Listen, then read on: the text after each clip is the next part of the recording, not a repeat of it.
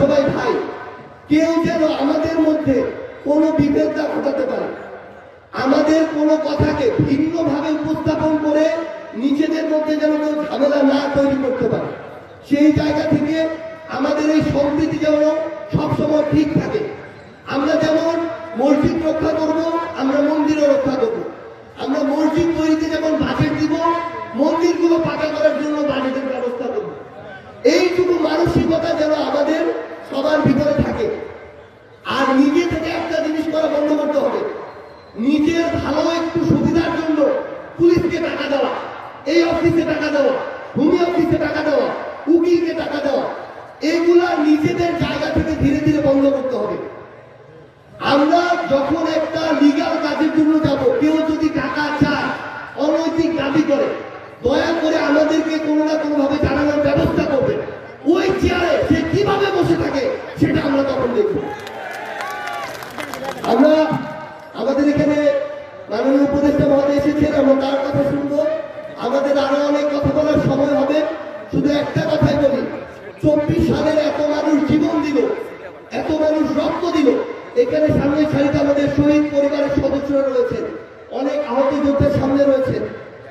এই মানুষগুলোকে ধারণ করে আমরা শুধু একটা জিনিস মাথায় রাখবো, আমরা যেমন নেতা তৈরি করব, আমাদেরকে নেতা ওইরকম ভাবেই শাসন করবে, আমাদেরকে আমাদের এলাকা ওইভাবেই চলবে, ওইভাবে উন্নতি হবে।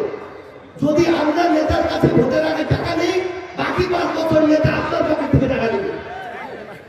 এই জন্য আমাদের জায়গা থেকে এই চিন্তা ভাবনার মধ্যে সরে আসতে হবে। আমরা যেন আগামীতে যারা আমাদের কথা বলে, আমাদের কথা শুনে, আমাদের কাছে জবাবদিহি করে, এইরকম নেতা নির্বাচন করি, সে যেই দলেরই হোক না কেন।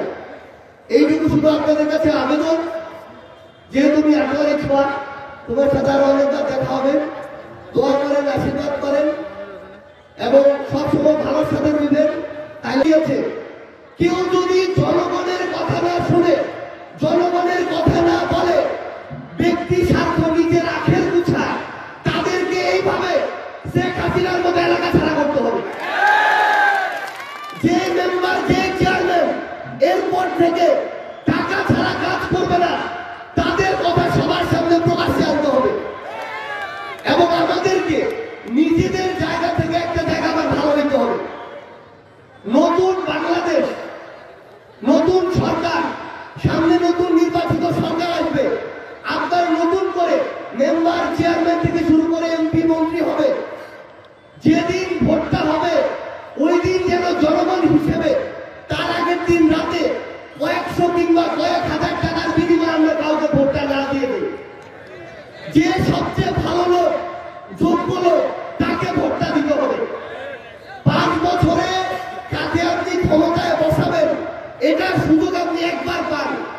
ওই সুযোগটা যদি কয়েকশো টাকার বিনিময়ে আপনি নষ্ট করেন, তাইলে 5 বছর যে ওই লোকটা আপনার উপরে জুলুম করবে, এটার দায় আপনি এড়াইতে পারবেন না।